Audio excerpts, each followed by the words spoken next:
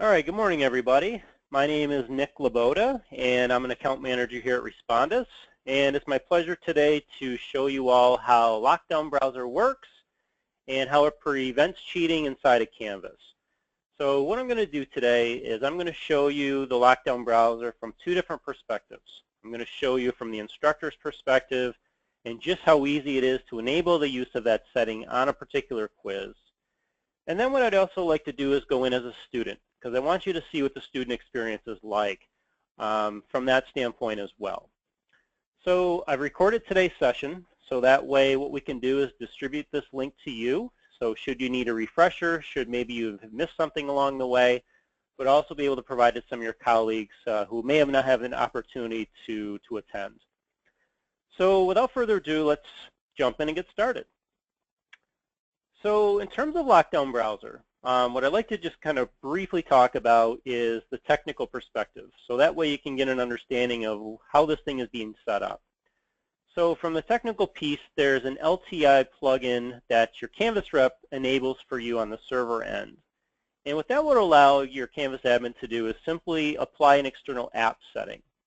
Now, once all these pieces are together, when you go into Canvas and choose whatever course you teach, over in your menu bar, over on the left-hand margin of the screen, down near the bottom, you should see this LockDown Browser dashboard. Now, by clicking on this dashboard, what it will do is simply display every quiz that exists in this particular course. Now, what you'll notice is over on the left-hand margin of my screen, here are all my quizzes that I've created. Over in the right-hand portion, you'll see there's a LockDown Browser column, and this is the visual way to see that you've enabled the setting properly.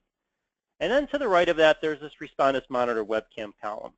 This is a separate tool from LockDown Browser. This is simply a remote proctoring tool that would be used to prevent cheating in off-site testing. So this wouldn't show up to you. I'm basically just kind of pointing it out since it's staring us straight in the face. So for now, we can just simply disregard this column as it would not apply to a LockDown Browser license.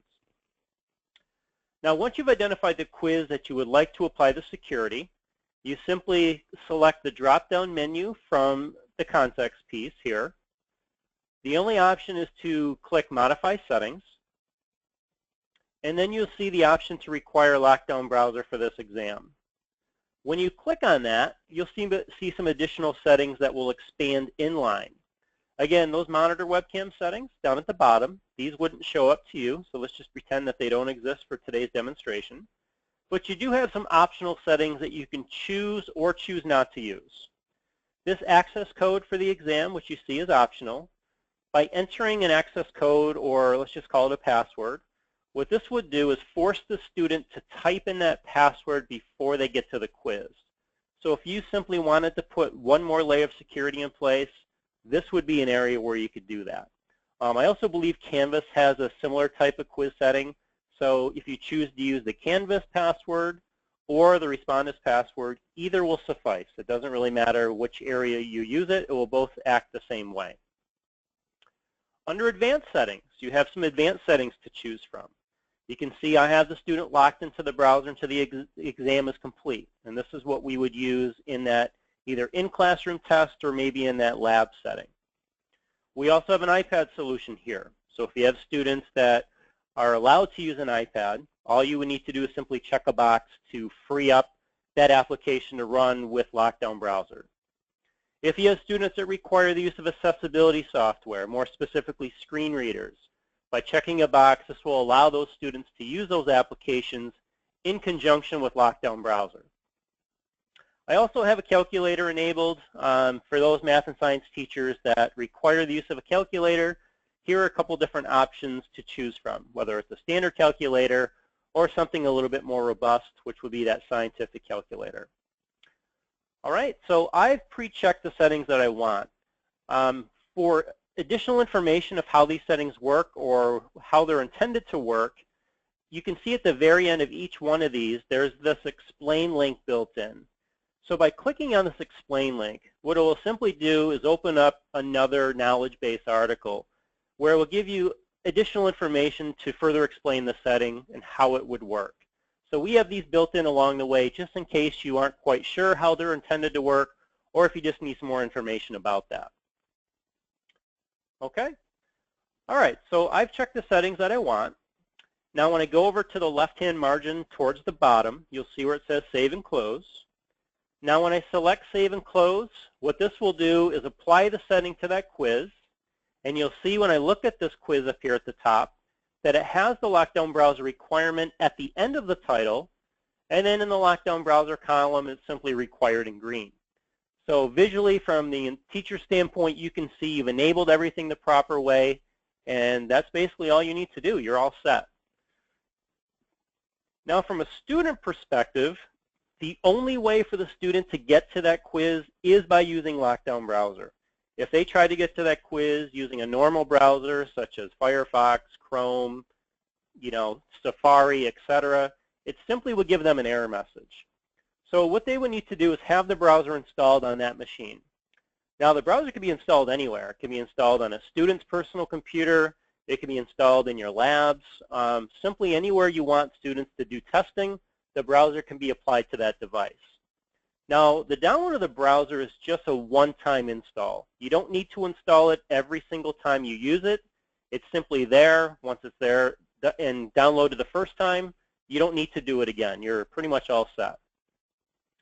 Now, when the student clicks on the browser, what it will simply do is take them directly to your Canvas site. So you can see now I'm at my Canvas login page.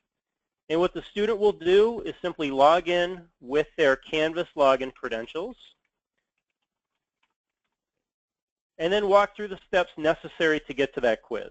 So keep in mind, this is still a browser in terms of how it's being utilized within Canvas. So when the student goes into Canvas, they simply select the course that they're enrolled in here. And then when they go to the quizzes link down here in the lower left-hand margin, they will then be able to see all the quizzes that exist in this course. So you can see all of my quizzes that are outlined here. I simply need to find the one for today's testing. You'll see it's that art history quiz down at the bottom. You can see it even says LockDown browser in the title. And then I simply click to take the quiz. So I'm going to take this again. I obviously have this set up for limited attempts for demonstration purposes. And then once it launches the student into the quiz, now they are being locked in. So what I'm going to do is basically draw your attention around the screen so you can see exactly what the browser's doing. So if you look up in the upper left-hand corner, you'll see that the ability to navigate outside of the quizzing environment has been disabled. We don't want students going anywhere other than the quiz. We want to keep them contained in here, so that way they're not able to go back and look up information somewhere. We've also stripped away your file edit menu bar. So the ability to copy, paste, print from that function has been taken away. In the upper middle part of the screen, you'll see that the URL address field has been stripped away. Obviously, we don't want students typing in web addresses and looking up answers, so we've taken that field completely out of the equation. In the upper right-hand corner, you'll see the ability to minimize and maximize have also been removed, and then the ability to close out early has been disabled. The goal is to keep the student here until the exam has been submitted for scoring. If you look around the bottom of the screen, you'll see that your menu bar, your application tray, and your start menu are all covered over. So there's no way to get behind the browser. So there's no way to do alt tabbing. That's being blocked. Function print screen is also being blocked. Dual monitors are blocked. Any type of way that you can envision a student either sharing information, whether it's through Facebook or Skype or trying to use Snagit or Camtasia to record their session, all of those programs are shut down. But what the browser will not do is it will not modify or change any quiz settings in Canvas. So I know teachers like to set up their quiz a very particular way. So think of your quiz settings still in relation to a normal browser. All of that will still apply. And in fact, some teachers like to use advanced formatting, whether that means allowing students to view images or listen to audio files or maybe even look at a YouTube video for an example. Wherever you want the student to be able to do in terms of maybe taking them out to other areas on the web, the browser will allow you to do that as well. I actually put together a link so you can actually see exactly what I mean. So I'm going to go through this quiz very quickly. It's only 4 questions. And you'll be able to see I have a little bit of advanced formatting here. I have some minor formatting in the title. I have an image embedded in my question. You can see in question 2, I don't really have much going on here. But in question number 3, if you look at the end of the question, there is a hyperlink that says see picture. Now, I created a hyperlink within the quiz in Canvas to allow my students to go out to view an image to help answer that question. Now, what you'll see is that it actually opened up a new tab up here at the top. And what you're looking at, obviously, is a Wikipedia page, not a very good place to be under normal circumstances. However, since we are in lockdown browser mode, every single link on the page that I click on is being blocked. And if you look up in the upper left-hand corner under that tab, you should see a red box where it says link is blocked. So no matter what links I click on this page, every single link is a dead link, including the search bar here as well. Sometimes students get excited when they look up here on the left because they see the forward and back buttons aren't grayed out. But if you notice, by clicking on these buttons, there's really nothing I can do. I'm not able to toggle back and forth anywhere. So in this type of instance, I'm allowing the student to review information, but I'm also blocking all links on that page so they're not able to utilize this page to further enhance and find those questions or answers to those questions. So now I can either leave this open and just go back to the quiz in Canvas. I can simply do that. You know, sometimes you might want to take a student to a passage. Maybe you want them to read an article or a paragraph or whatever, so they can toggle back and forth to have that flexibility to do that too. All right, well, I've seen the image. I have what I need to answer the question properly. You can see Lockdown Browser will allow a student to work with a word editor. So if you needed the student to type in an essay type question and require the use of a word editor or text editor, whatever you want to call it, to be able to do some additional information, you can do that here as well. So I'm just going to put a gobbledygook answer for the sake of time. Now when I go to submit the quiz, this will submit it directly to the grade area in Canvas. So now the quiz is there. And because the quiz is in the grade area, I'm now able to safely exit out of the browser by clicking in the upper right-hand corner, and it's allowing me to exit out safely. So now I'm out of the browser. Everything is back to where it was before. Okay?